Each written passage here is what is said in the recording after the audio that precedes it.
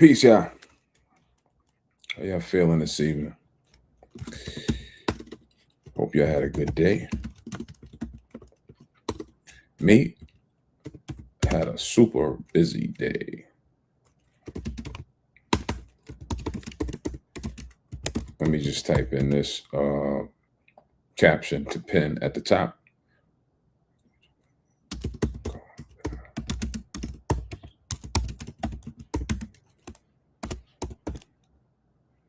All right, let's do it.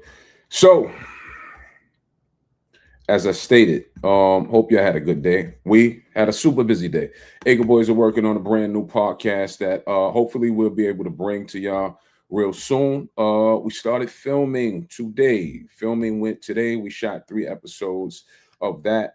This is our very own podcast. We've been contemplating about doing a pod for a while.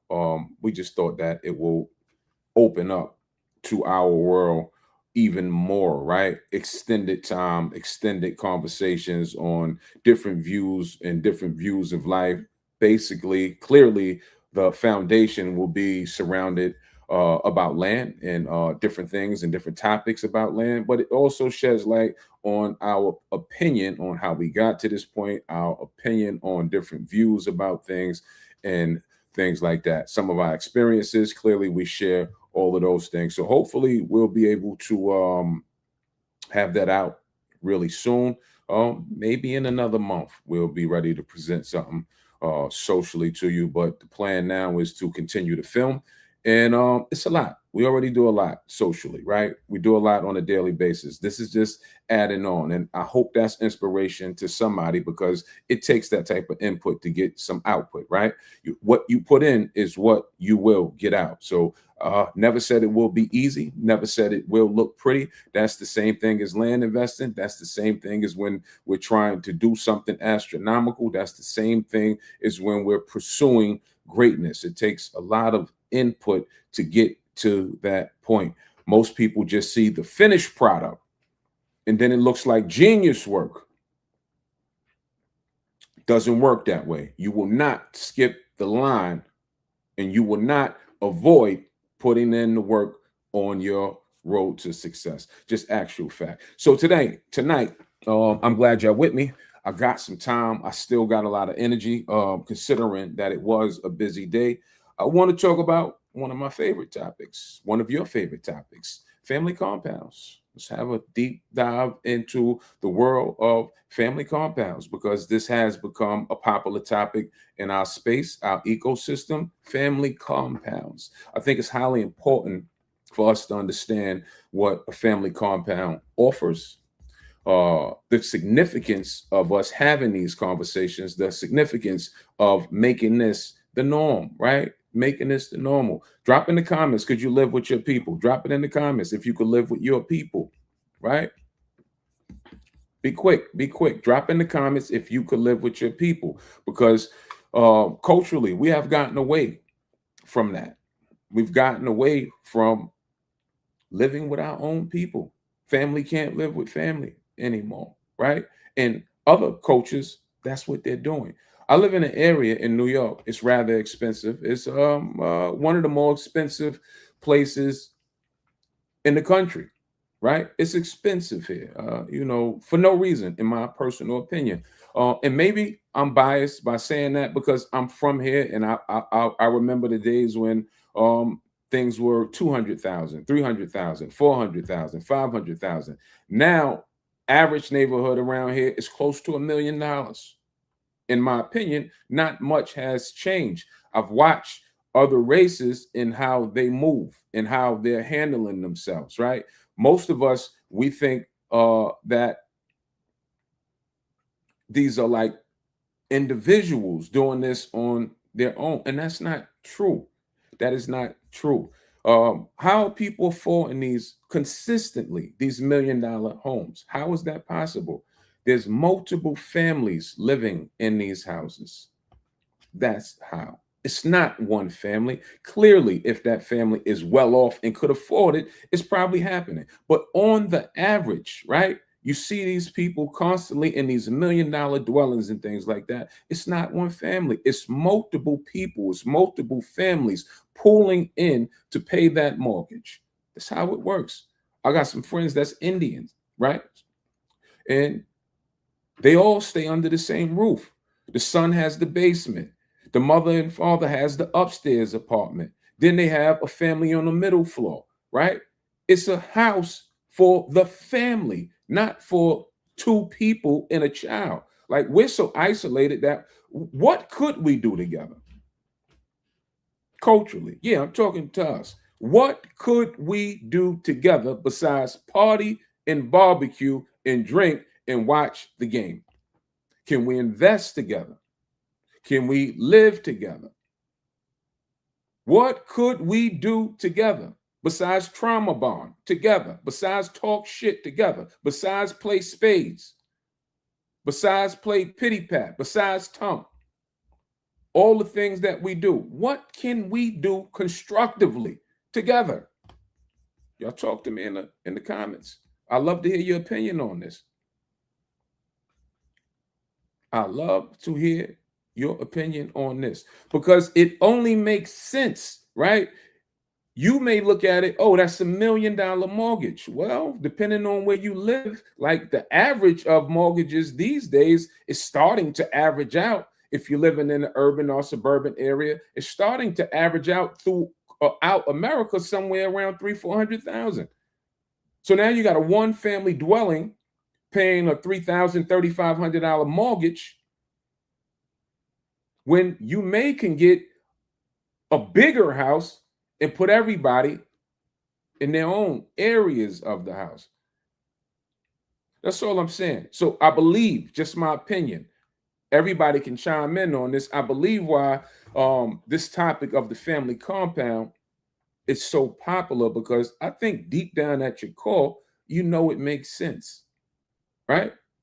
It makes sense for us to pool money together and stop watching each other struggle and just help each other. It really makes no sense to watch your counterpart, your family member, your aunt, your uncle, your cousin, they're struggling on this side, you're struggling on this side, when you can just come together and help each other. So this compound course, it teaches you how to go out and begin your family compound. At the top of that, where do you want to start when you're looking for your compound, right? You want to start to think about land selection, right? I think that's highly important. I think that's the first thing that we should start to consider. Land selection. How much land do we want? How much land do we need? And where do we want it at? Because I do recognize that most of us that live in urban or suburban areas, you should really ponder that question. You should really take that into deep consideration about how much land do you need and where do you want it at? The easiest place for us to get it at, the least expensive place for us to get it at, is in rural markets. The further away we go from city areas, the price tends to drop more and more. So the question is, are you ready for that lifestyle? Right? Most of us say we are, but in all reality, only you can answer that. Are you ready to move away an hour and a half, 2 hours away from where you may deem it to be where the action is at? It's a great question.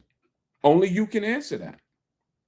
Because what happens when we start to move in those areas, those rural markets, then you start to get outside of the city limits. Why is that important when you're thinking about building a family compound? Because inside of the city limits, you're restricted on what could be built.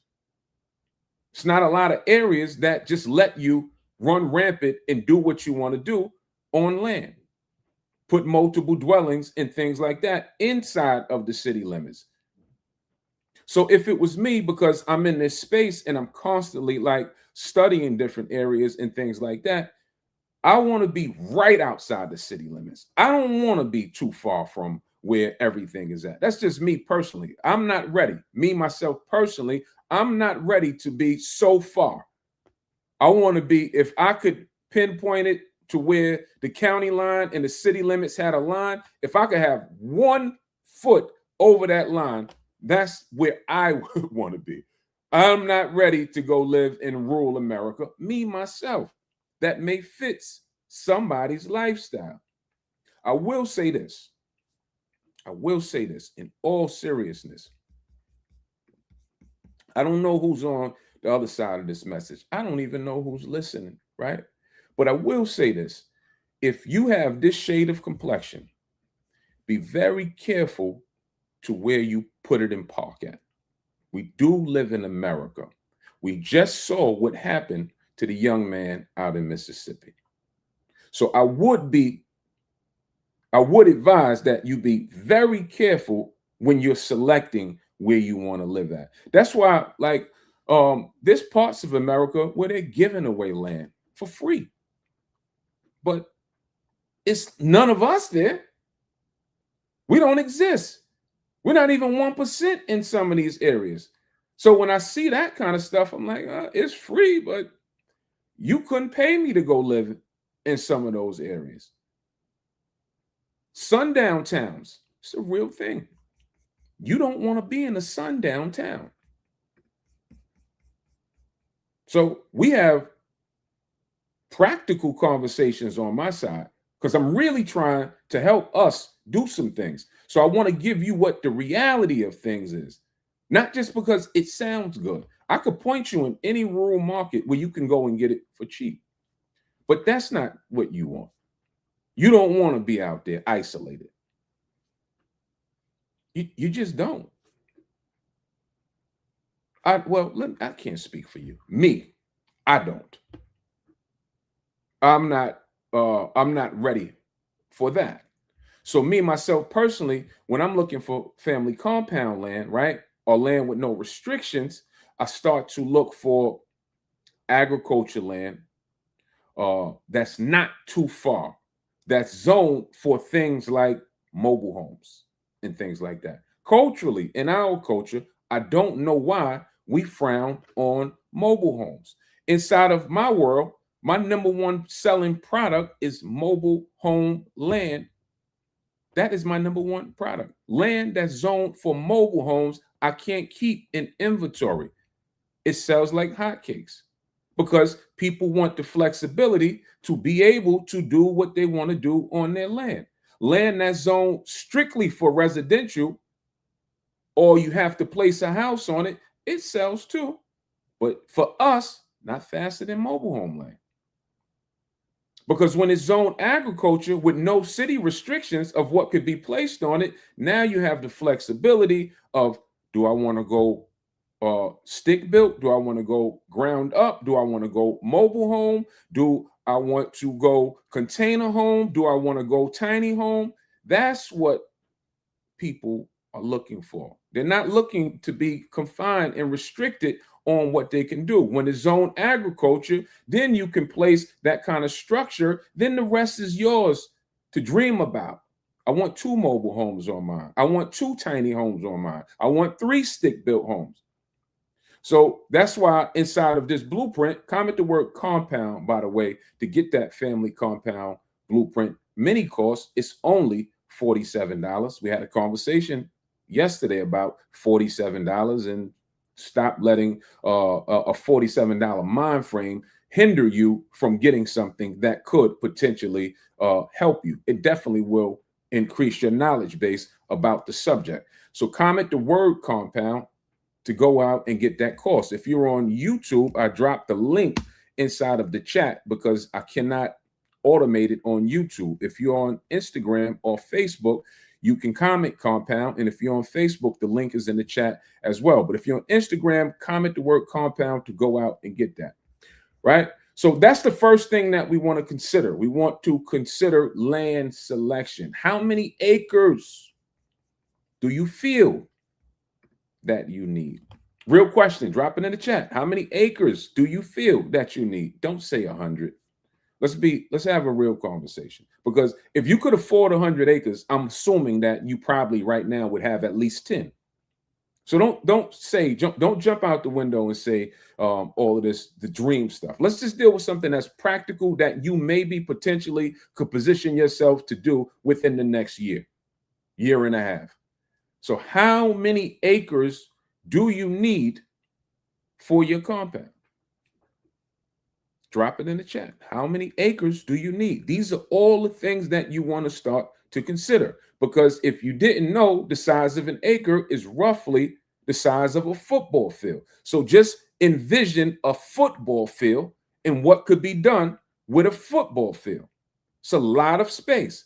So I see people that say things, oh, I need 50 acres. Oh, I need 75 acres. Well, what are you building that you need 75 acres out the gate?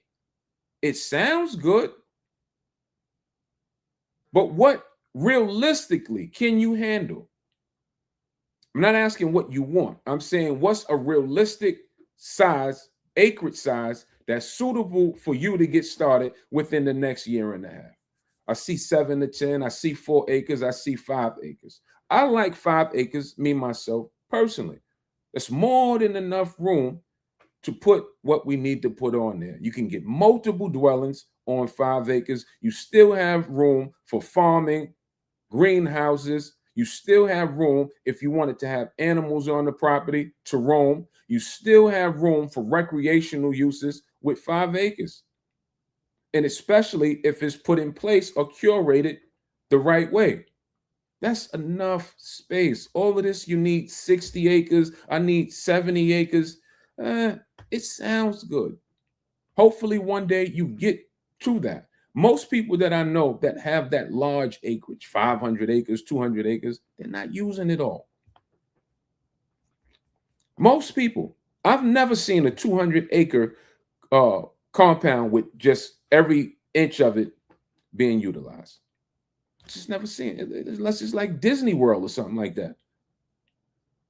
So are you building Disney World? An acre is the size of a football field.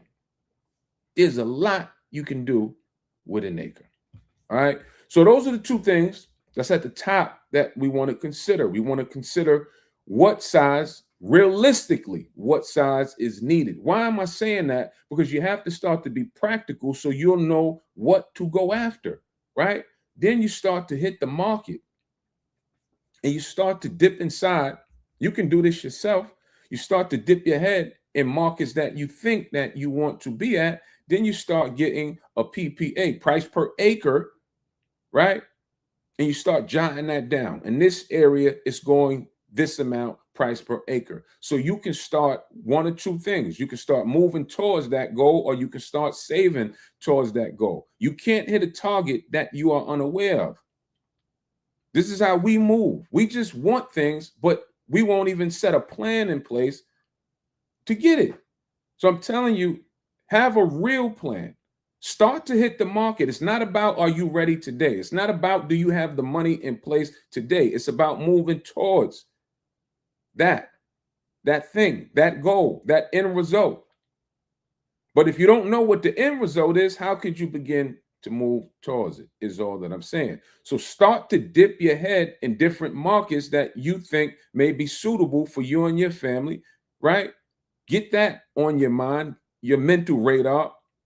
And sometimes, like from a spiritual standpoint, once you start praying for things and you stand on it and you start claiming things, sometimes things just start happening. But you have to be specific in your ask.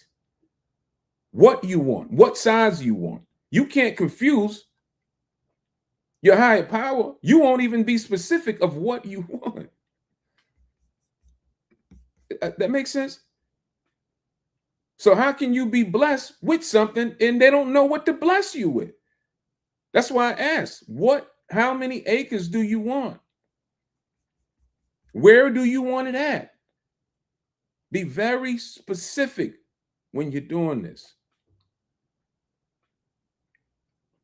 All right. So we want to consider those things.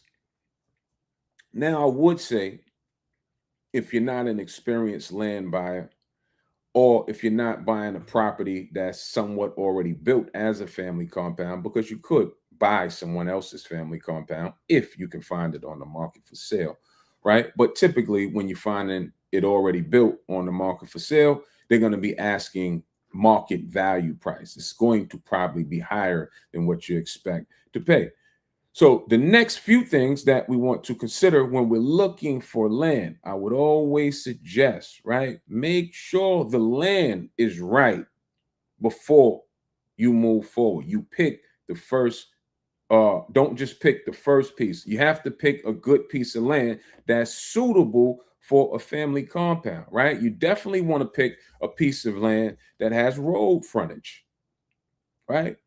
It needs to have road frontage. What's road frontage? Road frontage is when you see a road that's directly in front of your property and you can come off that road and go straight into your property. That's direct access to your property. That's road frontage, right? That's the simplest thing to identify if you're unexperienced in buying land. Definitely don't buy a landlocked property. If you don't know what a landlocked property is, just Google it and it'll give you the definition of what a landlocked property is. So you want to make sure that your property that you're targeting has road frontage. Then you want to start to check out the terrain. It's important. It's important. The terrain of the property. What's the terrain? What's on the property?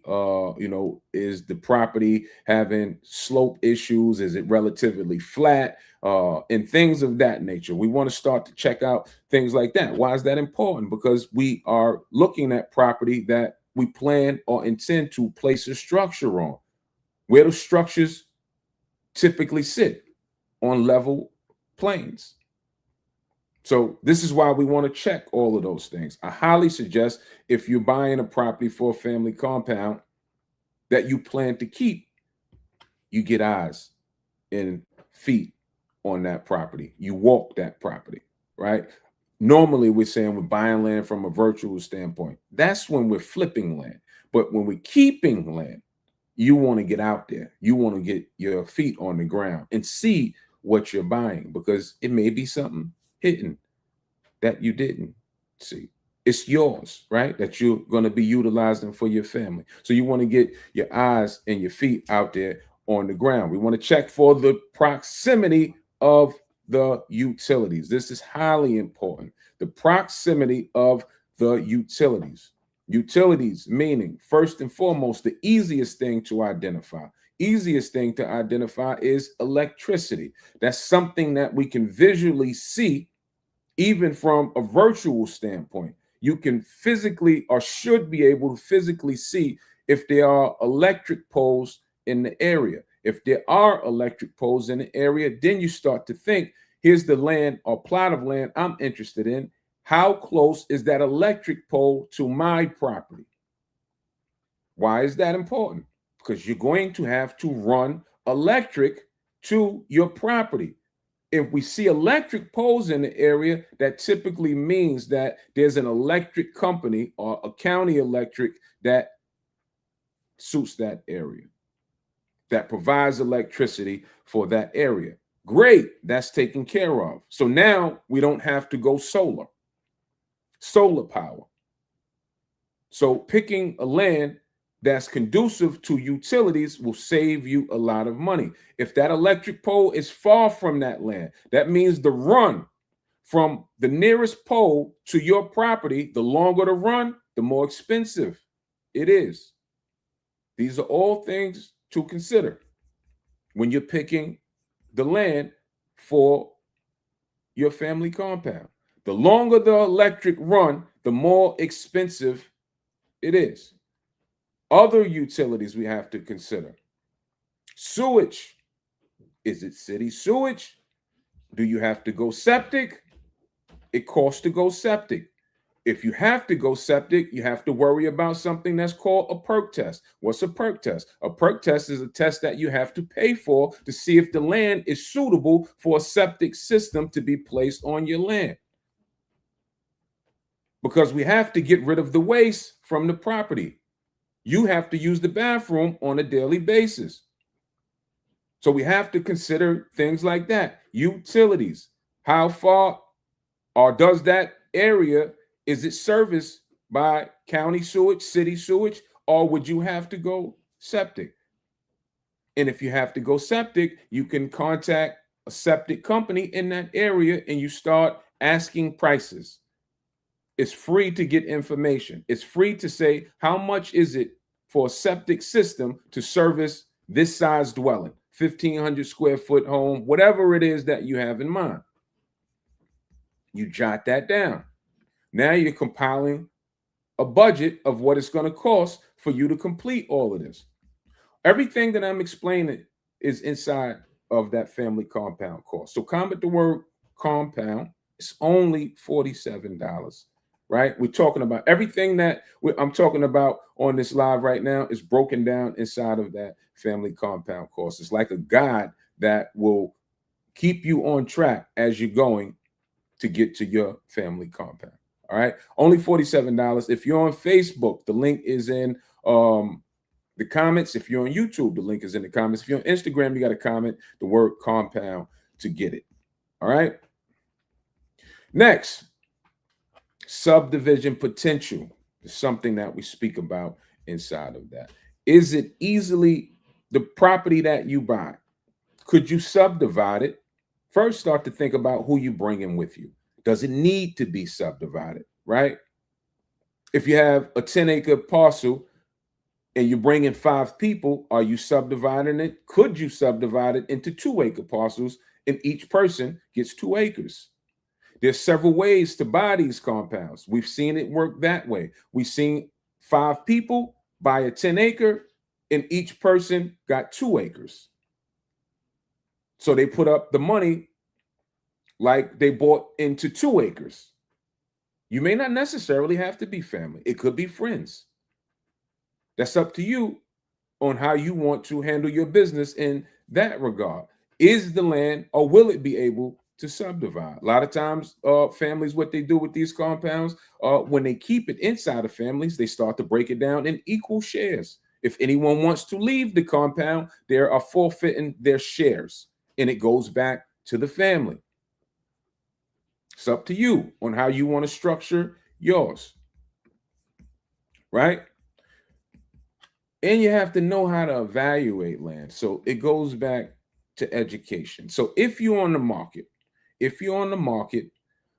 to buy land, on the market means if you're shopping on places like Zillow, Redfin, Land and Farms, wherever you look for land at, right?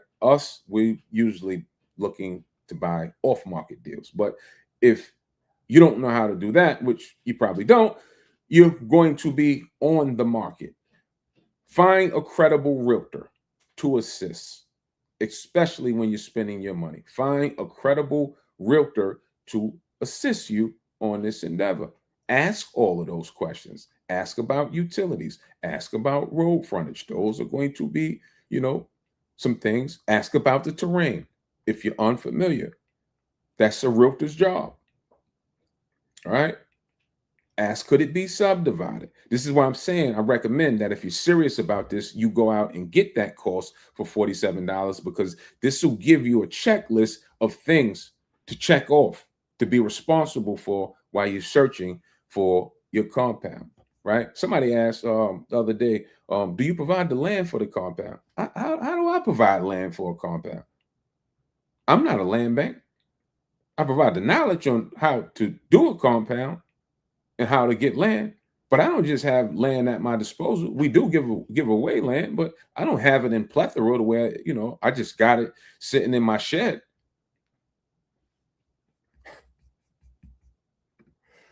All right, next, we want to focus on the roads. How are you going to break up and you put road placements, right? Where are you going to put the roads? Like you have to look at land. It's like a blank slate, a blank piece of paper. Even if you was drawing it out, where are you going to put the roads? Where's the driveway placement? What is the driveway going to lead to, right? If you have multiple dwellings on the property, if you have 4 dwellings on the property, Is the driveway going to go all the way to the fourth property? Is it going to go somewhere and then to like a parking area for all four houses? Then they're going to have to walk on the dirt road. That's what I like about it, is because you get to say what you want your experience to be on your family compound. Do you want yours to have a circle or turnaround? It's yours, but it's something to consider. Driveway placements in roads, right? If it was me, I kind of want everyone to have access, paved access to get to their property. That's just me if I was building mine, right? Easements. So when we start to break property up, we have to start to worry about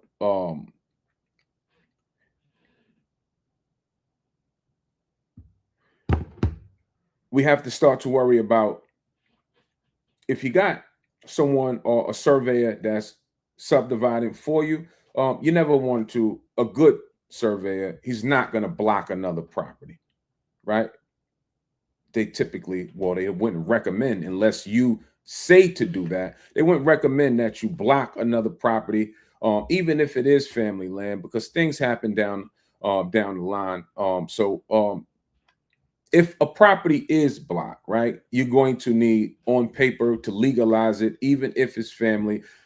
You're going to need on deed, you're going to need it to be put in that an easement to get to that property is there. These are just all small things that you have to consider, right? Some people may know exactly what I'm talking about. Some people, this may be going over their head, but these are all small things that you have to consider, right?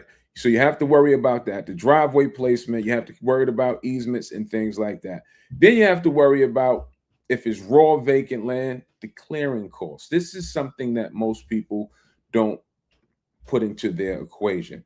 The clearing costs. You have to clear it. If it's covered in timber, hopefully it's equitable timber and you can sell some to get some money that comes out of pocket back. Larger the acreage and it has equitable timber on it, possibility, larger the sum that you can make from selling the timber. A lot of subdividers that build subdivisions, that's a strategy that they use. They'll buy a large plot of land and they'll quickly, if it has equitable timber on it, they'll get rid of the timber for a profit because it has to be cleared anyway, right? But clearing land, it costs. That's why I said be realistic of what it is, the acreage size that you want, because you're going to have to clear it. There's a cost associated with clearing land.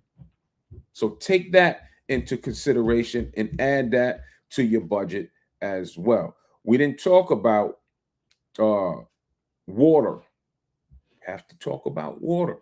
Utilities, highly important. You need water running to your property. Is that going to be city water, county water? If you can't hook up and tap into city or county water, if it's in a rural area, then that's going to require a well. A well costs, right? It could be anywhere ranging from $7,000 to $30,000. Contact the local company in that area and get a price point of what they'll charge you for the size well that's needed for the size dwelling that you intend on having on your property. Now you start to see all of these things start to add up. All of these costs start to add up. We went from septic, we went from well, potentially electricity.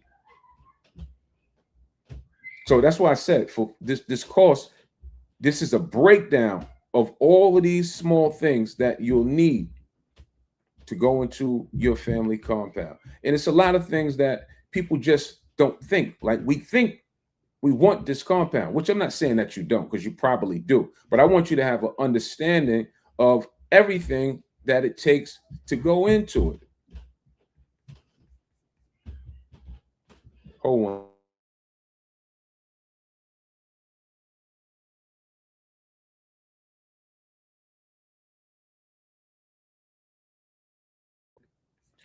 All right.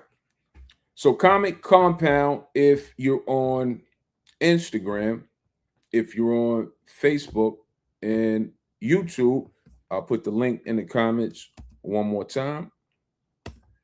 take advantage of that. Once you're in, we do have a chat. We have a private chat for everyone that's inside of the compound course. You can make comments, leave your thoughts on the course. Where we see all the comments that come in once you're in. And that's us once again trying to curate communities, trying to stay in touch with as many as people that we possibly can. Once you're behind the closed doors with us, those people usually get the fastest response from us. We do our best to even deal with social media, but sometimes it's a lot of traffic, and a lot of time we just don't get to it. What else could you consider have to worry about with your? I'm just thinking with your family compound. We mentioned power, right? Is that going to be tapping into the grid? Is that going to be solar, right? You got to start to think about if you're going solar, and you should always have on these compounds some type of generator backup, right? You should always have that, some type of battery storage backup, especially if you're going solar and things like that. You want to make sure that you have those kind of things. We mentioned septic systems and all of that. They have these things that's called compost toilets. They have these startup toilets that you can look into while you're building on there. They're startup toilets. They're inexpensive. You probably want to come out there in the beginning while it's being built. You can check on Amazon and start to get a price point for things like that. Bath houses and things like that. That's something. Do you want to have for a lot of people have meet and greets on their family compounds, meaning that there's a place that everyone can meet, or there's a place that everyone could eat dinner with, especially in the summer times and things like that. I think that's pretty cool. I think that's cool. I like that idea to have a place that if there were five families, it doesn't necessarily have to be in one house, especially summertimes. It could be a gathering area, a gathering space is what it's called on your family compound. So there's a lot of options. There's a lot of things that you can do. We say have fun. We say start to consider what type of structures you want on your properties. You can mix and match when it comes to structures. You can have a stick built house from foundation, or you can have tiny homes at the same time with container homes on it. It just depends on what you like on your property. It could be as big as you like. It could be as small as you like. We've seen tiny home compounds. We've seen mansion compounds. I say start where your budget allows you to start, right? You can always scale up. Look for property that will give you that flexibility to scale up. Even 5 acres. You don't have to use all 5 acres. When I say use all 5 acres, 5 acres is 5 football fields. That's a lot of room. So how many properties can you get on a football field? It's a lot of room. But I would recommend that you have a sizable acreage that will allow you to scale up when you get to that point. Because the leftover land, I start to think about how can we make money with the leftover land, and we start to let that pay for the structures and things like that, if that makes sense. But we can go on and on. Yeah, not yet. I'll do it for you. But we can talk about this for a long time. I don't want to talk about it for a long time. I'd rather you comment the word compound. I'd rather you to go and get the compound course. It is in length. If we just spoke for 30 plus minutes straight about it, the cost is longer than that. It's a mini course. It's only $47. Get it. Get that wealth of knowledge so you'll have it. Then you'll have an understanding. And this may urge you or deter you from going after a compound. Choice is yours. I'm just saying that we did our job. We recognized there was a demand for the information. That's why we put the course together. So you'll be well informed, right?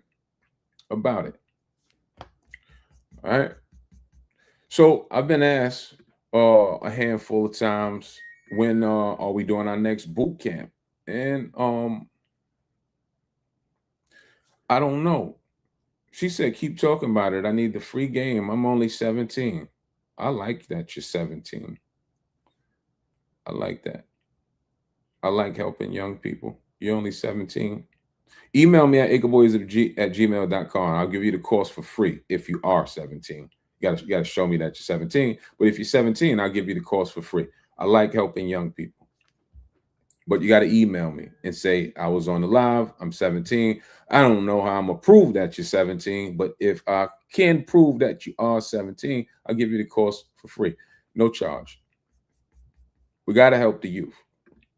Shit, I wish somebody would have piqued my interest at 17 about things like this. And this is ultimately why we do what we do, right? We cater to adults with hopes that someday this leaks down to the 17-year-olds and the 18-year-olds, because they got the energy and they got the imagination to go out and make it spicy and make it fly and have that vision, because their vision is probably going to be different from what your vision is. You know, you start to get around these ages that we're at, we're more laid back. We're more, you know, most of us, we just want to be in a safe space and relax. Young people, they have a different vision, and all visions are needed, especially the youth. That vision is needed to preserve the future of the culture. I just be wanting for us in the future moving forward to just move into meaningful spaces. That's all I'm saying. Like, it has to be some type of balance. Like, I don't think that overnight it's gonna level out and the ignorance will be eradicated just overnight. Me myself, I wish, but I don't think that. But all we could do is be the change that we want to see. That's it. So whoever resonates with me, I say, tell a friend to tell a friend. I can't do it by myself, but I could open my mouth. It's, you know, there's a saying that when you have a microphone, use it. Say something intelligent. Don't use it the wrong way. And that's just my opinion. So like when we start to have these conversations, see, it starts to be very opinionated, because who am I to tell you what to say? That's what culturally what we'll say. I say what the hell I want to say. And you're right. You're right. But keep in mind, you are influencing somebody. Your own household, more importantly, is who you're influencing, because that's who watching. If you're an adult and you have children, that's who you're influencing. You ain't influencing me with the ignorance. You're influencing your own household with it. And this is how we have this continuous repetition of what we get. And I'm just saying, let's have some intelligent conversations about some things that's meaningful. At times, at least let it be a balance. All right. She says she emailed me. If you did email me, I'll see it. And we'll respond to the email. I'm being honest, I'm not going to respond tonight. I'm a little tired, but I give you my word that I will respond. If I don't, just hit me back and just say I'm hitting about it again. Because sometimes you have to bring things to the top for it to be seen. My mother taught me that. I used to be like, well, I hit him. I ain't hitting him twice. My mother said, well, you know, sometimes you have to be a pest to get what you want to get. And because we assume, right? A lot of times we assume that the person saw it. Man, maybe I forgot. Maybe I didn't see it. But to get what you have to get, you know, you have to hold people to their word. Hold me to my word. I promise you, I'll give it to you. I never told somebody I'd give them a free course and then give it to them. Even if I took a long time, I got it to them. All right, y'all. That's gonna be my big perk. I see you, boy. I'll be in town in a couple weeks, perk. Couple weeks, I'll be there. I'll hit you up when I get there. All right, people. Y'all enjoy the rest of this night. That's it for me. Comment the word compound. Go get the family compound course. Support these efforts that we put out there. Support these efforts that we put out there, because it takes time, energy, and effort for us to come up with these products, right? This is not a chat GBT course that I just took some documentation and gave it to you. It's me personally in these videos explaining these things to you. All right. So support that initiative for us and for yourself. All right. Comic Compound, and y'all go get it. Peace, love.